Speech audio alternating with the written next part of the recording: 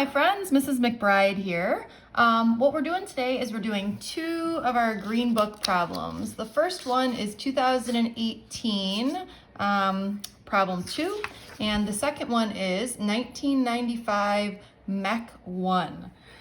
All right, so the first one, hopefully you've either printed these out, you have your Green Book, or you're just going to take notes as we go. So the reason why we're going to do this is to get ready for the AP exam, which goodness knows what that's going to look like this year, but we're going to get ready and pretend like it's a normal year and do some practice problems. All right, so this one says, 2 carts are on a horizontal level track of negligible friction. Cart 1 has a sensor that measures the force exerted on it during the collision with Cart 2, which has a spring attached. Cart 1 is moving with a speed of 3 meters per second towards Cart 2, which is at rest.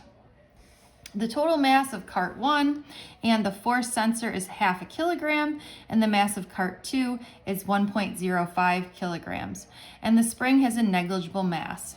The spring has a spring constant of 130 newtons per meter.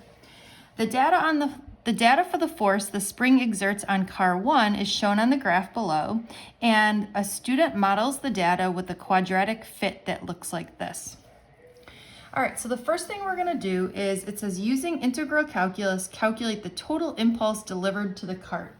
Okay, so this is telling me, hey, use calculus. So I'm first thinking that, well, we were given this equation, so let's do some calculus.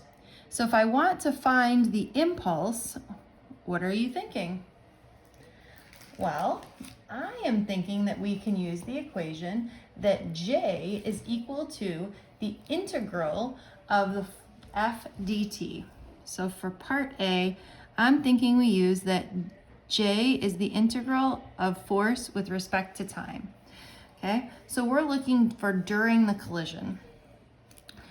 All right, so we're really going to take the integral of 3,200 t squared minus 500 t. Okay, so take a second and let's take the integral.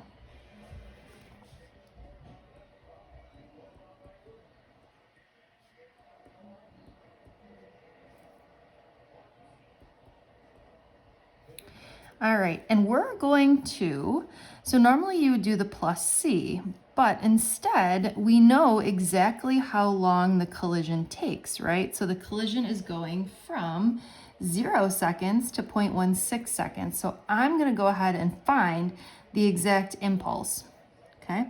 So first let me do a little bit of work here.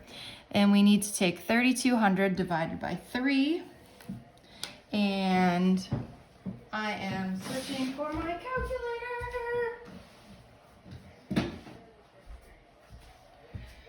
Nora is always yelling at me because she says this is her calculator. 3,200 divided by 3. Oof, that's an ugly number. Well, instead of writing that down, I'm going to then multiply it by 0.16 squared. That is also an ugly number. Okay. Oh, you want to know why? Okay, time out. So 3,200 divided by 3, this gives me this number, t cubed minus 250 t squared.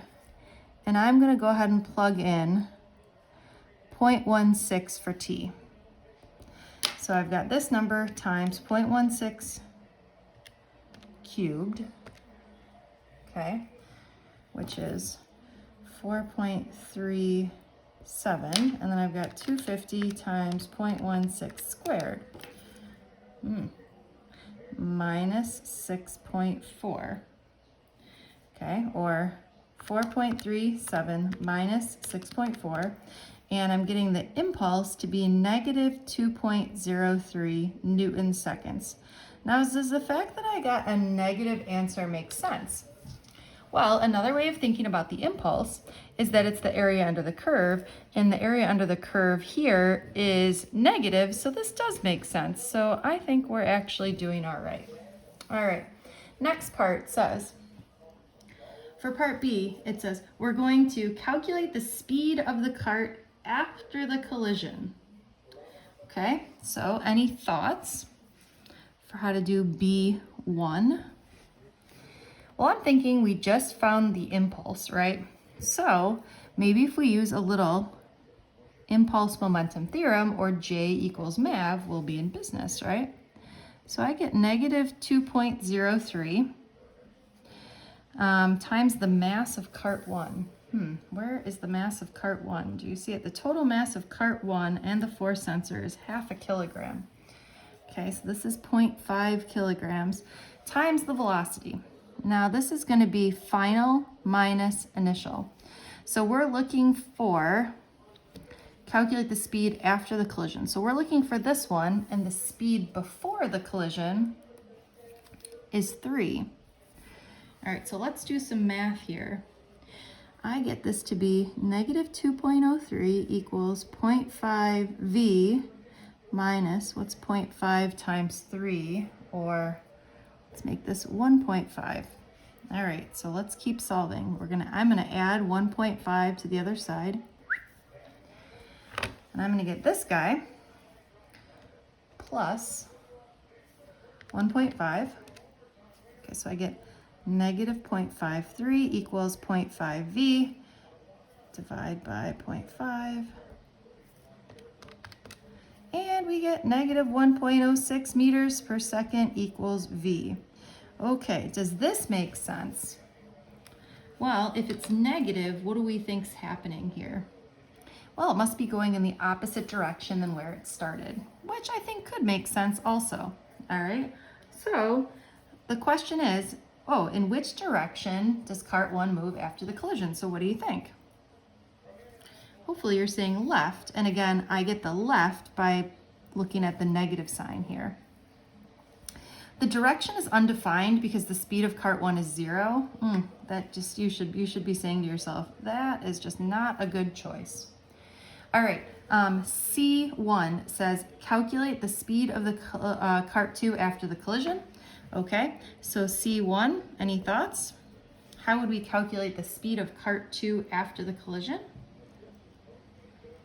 Well, I would say this is a little m1 v1 naught plus m2 v2 naught equals m1 v1 f plus m2 v2 f. Okay, or then I would get this is the mass, or this is 0.5 times 3 equals 0.5 times, we just calculated negative 1.06 plus, this guy is 1.05 times V. All right, so let's calculate here. I've got a lot of glare, but 0.5 times 3 is giving me 1.5 equals 0.5 times negative negative 0.53 plus 1.05 V. Okay, so let's add this to the other side.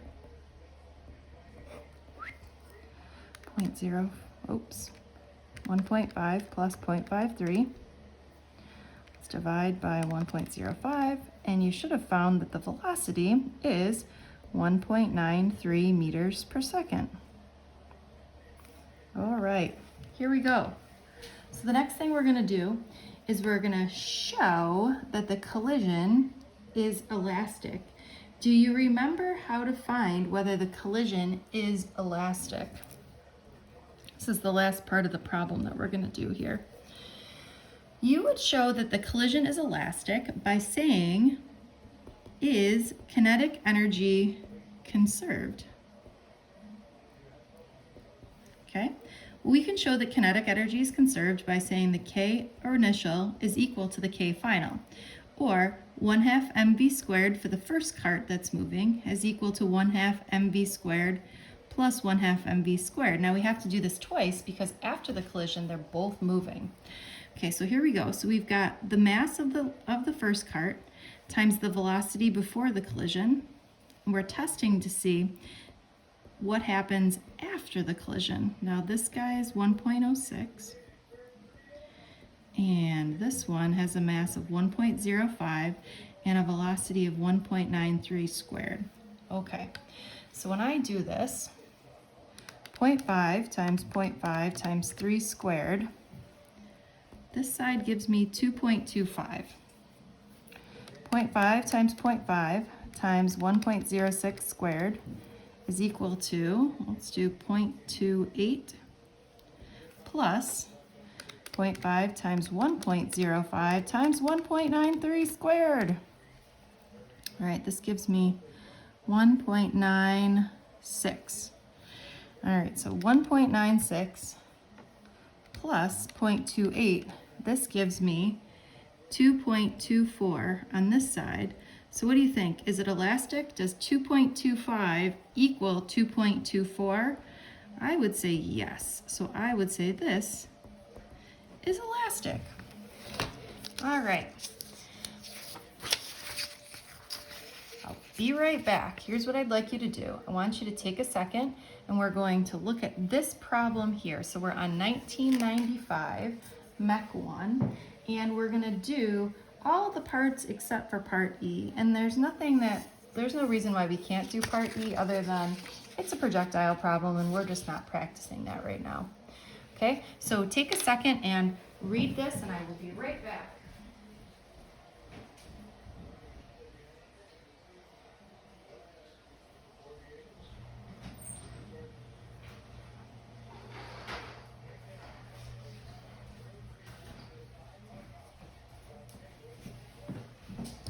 I lied. I will be right back on the next video.